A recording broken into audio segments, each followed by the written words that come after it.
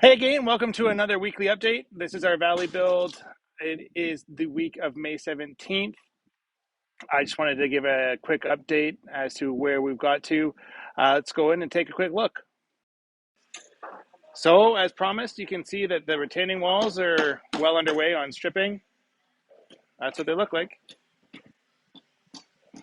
So, pretty much all ready to go there.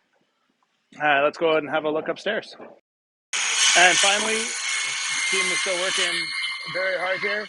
Here's where things are at upstairs.